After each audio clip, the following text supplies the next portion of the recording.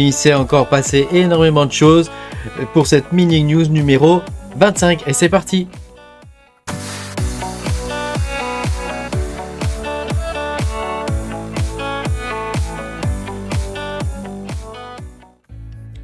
Bonjour les amis, je suis très content de vous retrouver aujourd'hui dans cette nouvelle vidéo des mini news numéro 25. Il s'est passé comme d'habitude énormément de choses, mais cette fois il s'en est vraiment passé beaucoup. Pensez à mettre un petit pouce bleu et à vous abonner à la chaîne si vous n'êtes pas abonné. Je vous rappelle que vous pouvez me soutenir en cliquant sur le bouton rejoindre sous la vidéo. Vous aurez la plupart de mes vidéos en avance. Alors on va pouvoir commencer pour cette actu qui est quand même très chargée, que ce soit dans le monde du minage ou en règle générale quoi. Donc on va commencer direct par les indicateurs. Donc au niveau du SP500 on peut voir que ça s'est un petit peu calmé, mais on est toujours dans une phase ascendante. Donc ça pour nous c'est plutôt bon. Au niveau du DXY, du dollar index, on peut voir que là par contre c'est moins bon pour nous. On est sorti un petit peu du range, tu vois, et là c'est en train de re-ranger ici là. Alors est-ce que c'est un plateau? On verra bien. Pour l'instant, on sait pas trop. Donc ça c'est pas très bon pour nous. Et en règle générale, la conjoncture macroéconomique est quand même dégueulasse. Faut quand même dire ce qui est. Entre l'élargissement du front de la guerre en Israël, en Israël, en Palestine, etc. La guerre en Ukraine, voilà. Quel sera le prochain front de la future guerre mondiale, parce que c'est grosso modo c'est plus ou moins ça qui est en train de se préparer, quoi. Malheureusement, malheureusement. Donc la conjoncture économique est quand même bien dégueulasse, quoi. Bon, à voir ce que ça va donner. En tout cas, une chose est sûre, pour le Bitcoin, on a l'impression que lui, ça se passe plutôt bien, parce que quand on voit le fake ETF spot qu'il y a eu, on se dit que au final, il y a eu ce truc-là, et derrière, t'as vu la courbe? T'as vu la courbe? On est au 30K là, on a passé les 30K. Donc quand les mecs ont vu ça, faut pas être trop con, quand tu te dis il y a eu un fake truc, t'as vu le truc d'achat qu'il y a eu derrière, quoi, tu te dis ouais c'est bon, moi j'achète, parce que dès que ça va être annoncé pour de vrai, c'est ce que ça va faire. Et là en juste 5 minutes t'as vu ce qu'il a pris. Donc voilà, donc clairement la courbe du Bitcoin, je sais plus si je l'avais marqué quelque part, mais elle a dépassé les 30K là. D'ailleurs on peut le voir au niveau des volumes. Au niveau des volumes et du crypto market cap, donc ça c'est la globalité du marché crypto. On peut voir que on est en hausse sur les 30 derniers jours, et en particulier depuis le 15 octobre, on est en hausse, quoi. On est en hausse. Au niveau des order books, c'est plutôt stable. Voilà, au niveau de la dominance du Bitcoin, on est en hausse. On était à 36. Ouais, en mai, là, on était 39%, 40%, et actuellement, on est à plus de 50%, 51 et quelques %, donc c'est quand même plutôt pas mal, quoi. Donc, tout ça présage du bon. Est-ce que c'est le début du bull run? J'en sais rien, mais voilà, ça présage plutôt du bon. Voilà, tu vois, le BTC, il est en augmentation à 30K. Est-ce que ça va durer? Je ne sais pas. On verra bien. Bon, on va pouvoir commencer maintenant à regarder un petit peu les news. Alors les news, il n'y en a pas beaucoup, en dehors du fake Bitcoin, il n'y en a pas beaucoup. Mais je voulais quand même vous montrer celle-ci. Les 4090 sont désormais interdites d'export en Chine. Alors, qu'est-ce que ça peut signifier ça? Pour tous les systèmes qui font de l'IA à base de 4090, vous savez, GPU Utopia, Vast.ai, etc., où on peut louer des 4090, est-ce que ça peut ne pas être intéressant pour le marché chinois, quoi? Parce que le prix des 4090 ont explosé en Chine, quoi. Donc bon, à voir ce que ça va donner, mais c'est absolument catastrophique pour la Chine, ça. Parce qu'effectivement, l'intelligence artificielle, c'est quand même quelque chose. C'est une nouvelle révolution, faut pas se le cacher. C'est une nouvelle révolution, c'est un nouvel embranchement, comme on a eu dans les années 2000, fin 90-2000, on a eu Internet. Dans les années 2010, on a eu les monnaies numériques et les actifs numériques, parce que je sépare bien les deux choses, avec le Bitcoin et Ethereum. Voilà, dans les années 2020, on va avoir l'intelligence artificielle, et ça, clairement, c'est quelque chose qui va nous accompagner tous les jours. Donc, le fait qu'un pays ne puisse pas se fournir en matériel qui permet d'entraîner des intelligences artificielles, c'est catastrophique, quoi, pour ce pays. Alors, autre chose, là on va plus maintenant rentrer dans la partie minage, réellement. Xegex est désormais listé sur CoinGecko. Donc ça veut dire que tous les petits coins et tous les petits trucs que nous on mine, bah, ça va désormais être listé sur CoinGecko, puisque Xegex est listé chez eux, quoi. Donc ça c'est franchement une bonne nouvelle pour nous. Hein, je sais que Xegex, ils attendaient l'exchange du Zgeg, hein, le Zgegex. Je sais que cet exchange, ça faisait longtemps qu'ils essayaient d'être listés sur CoinGecko. Bah, c'est désormais chose faite, quoi. Autre chose, hein, alors c'est un concurrent ou un clone, je sais pas comment, parce qu'on dirait que c'est le même code source. NonKYC est désormais à lister Ergopad. Alors Ergopad, je vous invite à aller voir une vidéo que j'ai faite il y a quelques temps sur Ergopad. Donc c'est un token, hein, qui est sur la blockchain Ergo et qui te permet voilà, bah, d'avoir des rendements à plus de 60% je crois actuellement annuel, donc c'est quand même pas dégueulasse, hein. Moi ça fait un moment que je suis dessus. Voilà, après le token en lui-même a perdu de la valeur, mais le fait qu'il soit listé sur NonKYC, c'est plutôt bon signe, quoi, je trouve, et moi je suis assez bullish là-dessus, quoi.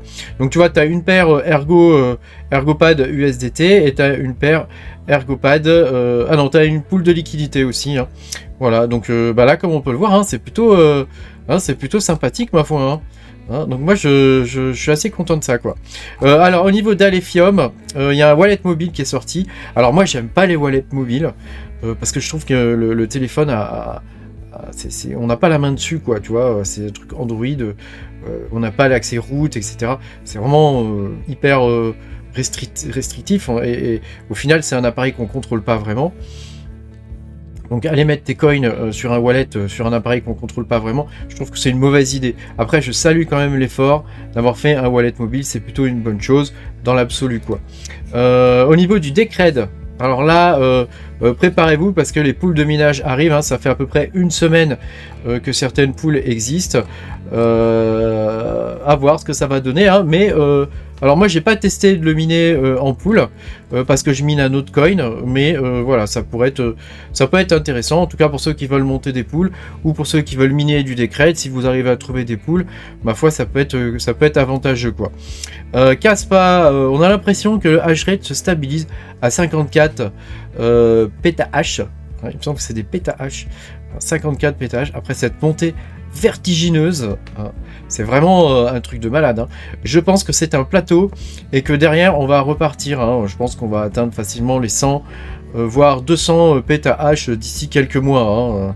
Largement, hein, vu que ce sont des coins qui sont quand même, si on regarde au niveau des ASIC, hein, c'est quand même sur le Bitmain KS3, il rapporte quand même encore 133 $ par jour. C'est plutôt pas mal, hein, il est rentabilisant 405 jours.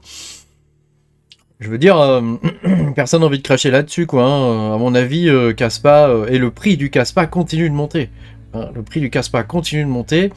Il a dépassé les 0,5 de mémoire, ou les 0,05 de mémoire, hein. Donc c'est quand même voilà, bah, c'est quand même vachement bien, quoi. Xegex toujours. Là je vais vous parler. Alors Jean-Jean en a parlé récemment, hein, dans sa vidéo de Mining News que je salue, hein, c'est une bonne idée.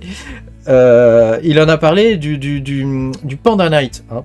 Donc Panda Night, il y a quelqu'un qui a trouvé un moyen de générer des coins sans passer par le consensus de la blockchain, hein. Donc il y a une faille dans une fonction en C++, hein. Donc ça c'est quelque chose de, malheureusement, quelque chose de très classique, hein. Donc Xegex a bloqué tous les dépôts, les retraits, et ils ont offert une solution, c'est-à-dire qu'ils ont permis d'avoir un échange entre un token qui se trouve sur la BSC, je crois, qui est chez eux, qui s'appelle le XPE.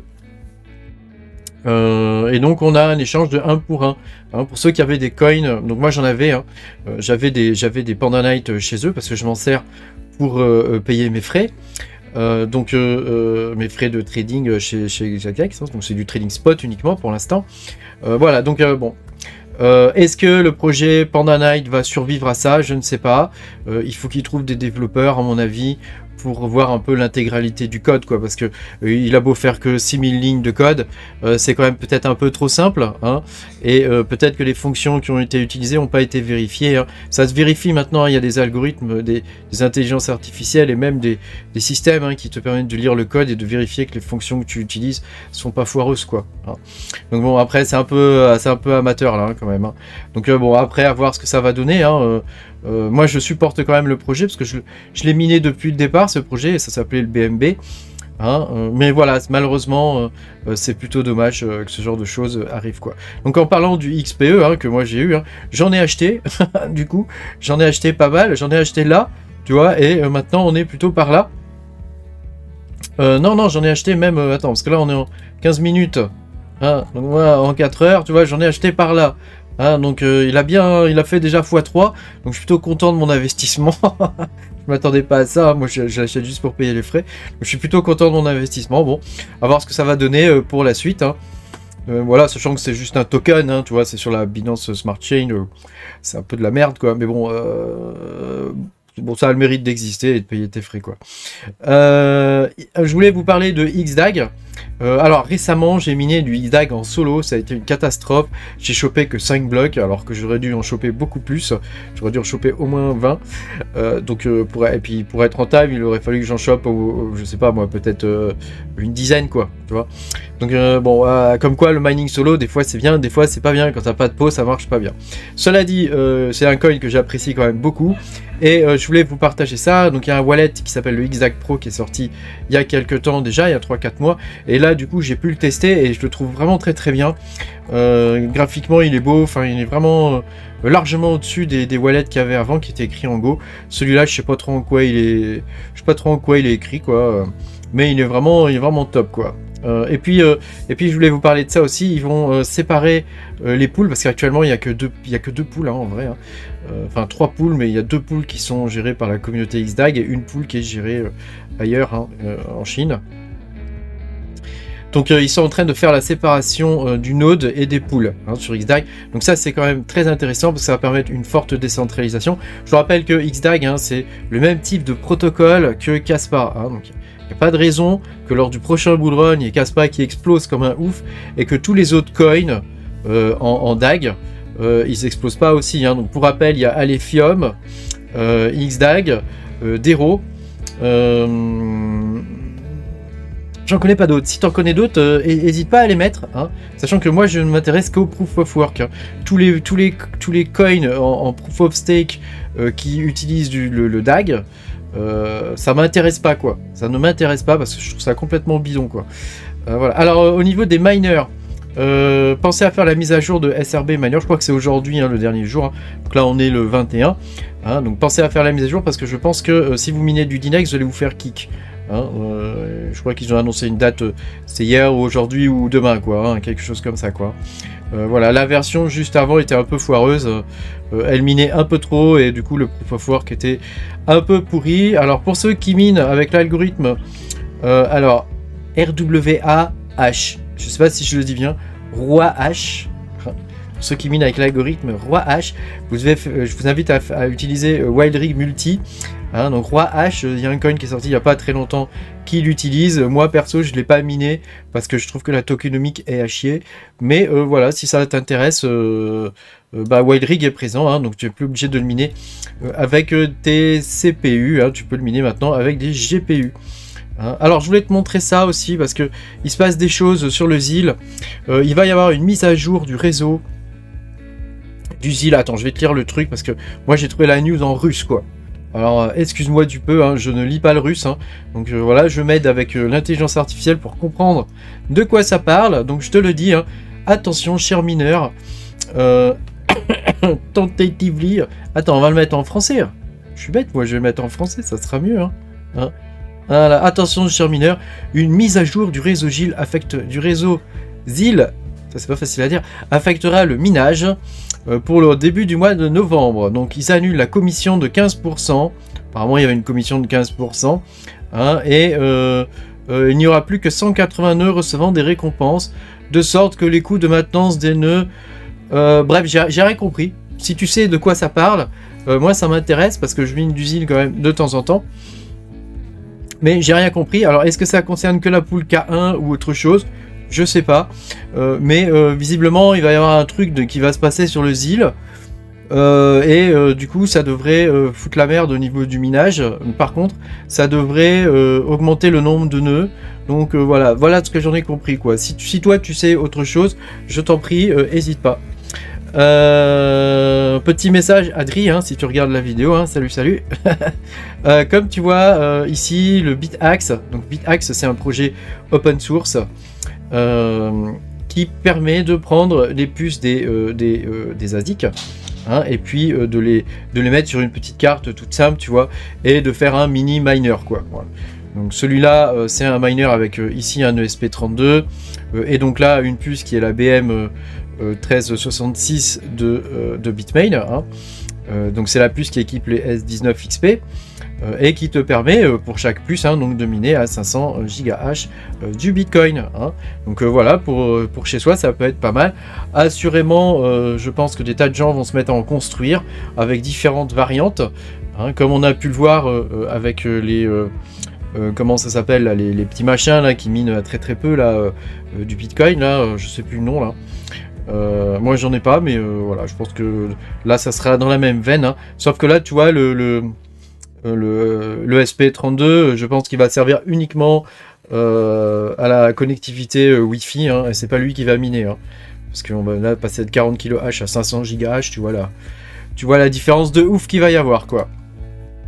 Radiant va désormais supporter les NFT, donc leur protocole de support du NFT est désormais accessible, hein, et moi j'ai hâte de voir ça parce que je pense que ça va être c'est le réseau Radiant et continue de se développer, hein. Je vous rappelle, hein, c'est un coin, donc c'est un fork à l'origine du BSV je crois, ou du BCH, je sais plus.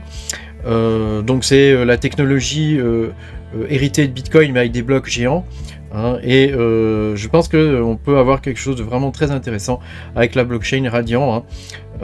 À voir si les scripts se développent dessus et si la blockchain est utilisée. En tout cas moi je sais que j'ai capitalisé dessus, on verra bien dans l'avenir ce que ça va donner, mais je supporte le projet à fond. Pour Dinex, bientôt il n'y aura plus de Melob. Alors vous allez me dire, mais c'est quoi ce foutu Malob?